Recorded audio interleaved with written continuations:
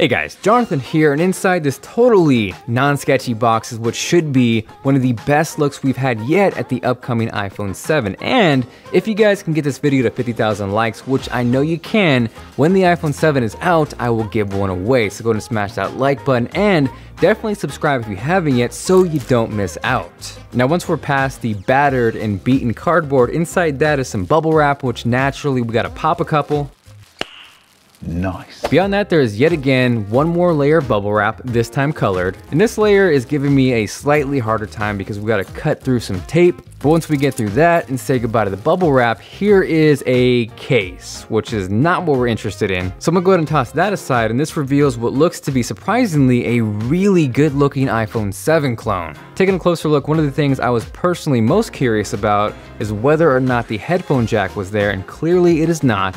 Now if we stack this side by side next to an iPhone 6s, it lines up pretty accurately with everything we've heard so far. Gone is the headphone jack, and in place of that is a second speaker grill, which in turn should give us stereo speakers on the iPhone 7. Personally, for the most part, I use wireless Bluetooth headphones, so I might actually fall towards the side of giving up the headphone jack for better sounding speakers. But regardless, if you were counting on the headphone jack staying, it is not looking good right now. Now the other noticeable difference when stacked side by side next to the iPhone 6s is of course the camera, which is way bigger. This lends itself to be an upgrade not so much towards the megapixel count, which should remain the same at 12, but rather larger pixels, which will actually be really helpful and is part of the reason the Galaxy S7 has such a great camera this year. Now with this clone lining up directly with the iPhone 6s, there is no sign of a dual camera. If we do see that, it's either going to be on the iPhone 7 Plus or the iPhone 7 Pro. The only thing up in the air right now is whether or not Apple's going to have 2 or 3 models. There is totally a chance we see the iPhone 7 and 7 Plus with the single larger camera, and then a third model, the iPhone 7 Pro with that dual pixel camera. Personally, I wish there was one camera option uniformly across the iPhone 7 lineup, but to have to choose between models for a completely different and better camera is not going to be cool.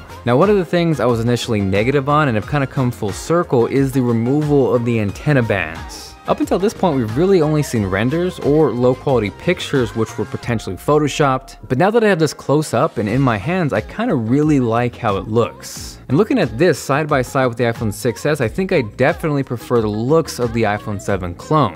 Now the downside and the reality check for everyone is that it looks really close to the iPhone 6s. There is not a lot different between the two. Obviously, those who continually upgrade to a new iPhone every year are going to buy this phone, but if you're coming from an iPhone 6 or especially an iPhone 6s, this is not going to be drastically different. The one positive note is there should be a bump as far as storage goes, so the iPhone 7 should be the death of 16GB base iPhones. More than likely, we'll see 32, 64, and 128GB models, and if we are to see the highly rumored 256GB model, I would suspect that's only going to be on the iPhone 7 Pro if that's released. Now by no means does this mean the iPhone 7 is going to be a bad phone. Based off this, I think it's going to look great, it's going to perform well, it's going to take fantastic photos and video, but again, the moral of the story is that it's not going to look that much different than the iPhone 6s. Now if you want to see a more in-depth comparison against the iPhone 6s, go ahead and check out my buddy Austin Evans' video. He's busting out rulers, calipers, and getting deep into it, so you go ahead and click that video here or check out the link below.